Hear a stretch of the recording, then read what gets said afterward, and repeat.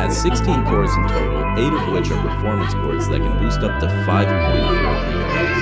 And honestly, that's pretty insane right out of the box. You could realistically pair this CPU with a 4090 and use it. The CPU is a really good option for the price, especially if you don't want to graphics, which for most gaming PC builds, we use a dedicated graphics card anyway, so usually you can save a little bit of money. This is also one of the more versatile CPUs because we have our choice of Another really cool thing about the 1370 is that it's compatible with both Z690 and Z790 motherboard, which is perfect for our build today because we'll be going with the Z790 series. This is a pretty solid balancing both aesthetic and performance. For a higher end gaming PC build today, this board definitely fits the bill. It has a massive PC integrated with this pretty impressive LED director. And for connectivity, it has pretty much everything you might need for a gaming PC build. It does support one PCIe Gen 5 NVMe and has 4 additional PCIe Gen 4 slots in the typical locations at the top and the bottom of the board. As for connectivity, pretty much everything you need is here. We've got plenty of high-speed USB, Type-C, audio, Wi-Fi 6E, and 2.5 GB RAM. This thing is pretty much fully loaded. So let's go ahead and get our CPU installed. I'm sure a lot of you have seen this done a few times, but we just want to make sure we do this carefully. All we have to do is place our CPU into the socket pretty much exactly how you see here. The only thing that may give you some resistance is the lever when the CPU is in the socket, but other than that, we just need to remove the socket cap and the CPU is good to go. For storage, we're going with the TEAMGROUP CARDEA A440. This is a 2TB Gen 4 SSD with a 7200 MB and a 6000 MB drive. The features are really sleek, flexible design, and it's also compatible with PS5, which is cool to see some extra value out of it. I use these pretty often when we custom build, and whenever I'm asked for storage recommendations, this drive is usually at the top of the list. It's only about $99 on Newegg at the time of this video, and I'll drop a link in the description if you want to check it out. So for memory, we're going with 2 sets of the T-Create Expert DDR5 in 32GB kits.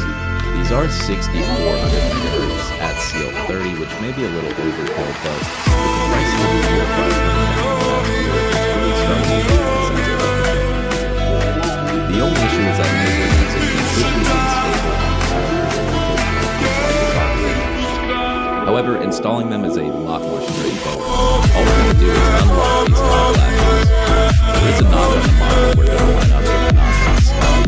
And then we're going to do some placing in the slot and apply even pressure on the individual. And again, line the next one up the same way, apply some pressure, and you hear the pretty satisfying close. And with the final dim in, that is our motherboard built. Things are really starting to look pretty good. So now let's move our motherboard into the case. Sticking with the ASUS ROG for this build, we're going with their most recent case, the GR701 Hyperion in black. I'm actually pretty excited to build in this case because we haven't seen an offering like this from ASUS since the Helios back in 2020. And I just want to say, this case is absolutely massive. It is their most premium case offering, and it comes in at about $469 US. But it really does capture that premium look and feel to it. With the construction materials being mostly made from aluminum glass, the front and back panels are both made of tempered glass. They open on a very solid hinge. They come off easily. All you have to do is just lift up on the glass while they're open and then slide right out. As for what's in the box, we do get a couple of these. The first thing we have are these super premium sleeve UPS extension cables. And that's actually really cool that they include those for power supplies for shorter cables. It does also come with a metal Phillips screwdriver and a box of default accessories. For now, we just we won't be needing an I/O shooter here since our motherboard does have an upgrade installed, so we can go ahead and lower the motherboard into the case at kind of an angle to make sure it's on the standoffs and then secure it by screwing it. The only thing you want to keep in mind here is not to over-tighten the motherboard screws because these screws do strip out pretty easily. So just make sure everyth's lined up and there's no resistance when you're screwing them in, and you should be good to go. The next component we'll be installing is our power supply. We have a log strip for ASUS, and this is a great 40 modular power supply, 1000 watts, 80 plus volt rating. Will be more than enough power for our system, and gives us a little bit of headroom for some slight upgrades if we decide to go that route in the future. We will need to install all of the cables before putting it into place because there's no access to back cables to do this. We'll need the 24-pin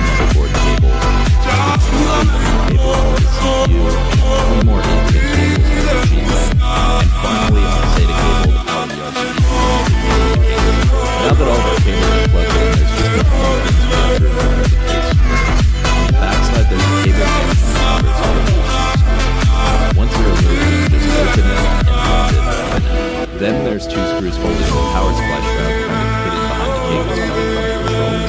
Definitely keep these somewhere safe because we will be running them later. Then on the front side, there's 2 more screws holding in this decorative trim. Once they're removed, we should be able to just take this off pretty easily and we can slide the power supply shroud out. Now we can grab our power supply and just lower it into the case, making sure the holes are lined up so we can go ahead and secure it with the screws that came with the power supply. Next up, we've got our cooler. Sticking to the ASUS theme, going with the Rio-free all-in-one CPU cooler. This is one of the things I'm probably most excited about on this build because it does come with 3 RGB fans, and it has an LCD display that matches that pixelated effect.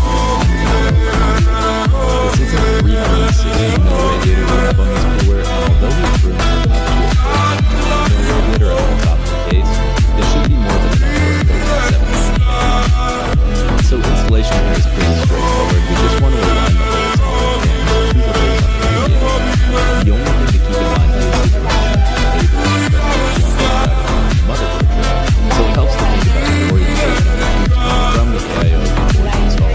And then we just have to secure our fans to the radiator with the 1 screws that are included. Now would also be a pretty good time to install our splitters and get our RGA 1700 mounting bracket installed onto our motherboard. Installation is pretty easy. We've got a mounting bracket that goes behind the motherboard and some standoff screws in the mounting bracket. Once that's in, we can now line up our radiator onto the case and secure it with insulation. Next is our CPU block. Typically I would suggest mounting this at the front of the case. The tubes are so short on this cooler, we actually have to mount it. The only concern would be air being trapped inside the pump, but we can always try to mount it at speed and try to get it. The last thing for our CPU cooler is getting cables for our RGB. This case does have some pretty impressive cable management channels and a pretty well controller for additional mounts and RGB. This case does also have 4 ports for 140mm fans, 3 at the front set as intake, and 1 at the back as exhaust. Since they're already plugged in and cable managed, we're going to keep them in place so we only have to manage the cables for the fans and cable coolers. It doesn't have to be absolutely perfect, but using the cable management channels and zip ties should help quite a bit to keep things nice and neat. And for our last component, we have that one thing that might ease the pain of not having a girlfriend, an expensive graphics card. For this build, we're going with an RTX 4080, and the card we're using today is the ASUS ROG Strix model, and it's priced at about $1,500 US. It is one of the top cards you can purchase, with maybe the exception of the 4090. However, for the difference of about $700 more for the 4090, we found it to only be about 15% faster on average, which means you would get more value out of a 4080 at about 32 frame difference in most gaming. And I know these GPUs might be overkill for most people, especially with the price of these cards being so high, so another really good option here is the 47 Ti. This card is probably the best value in terms of cost performance, and it's about $400 cheaper than the 4080 at an average of 157 FPS, bringing the price per frame down to $1.30 less than the 4080. However, for this build, I think the 4080 is going to be a great fit.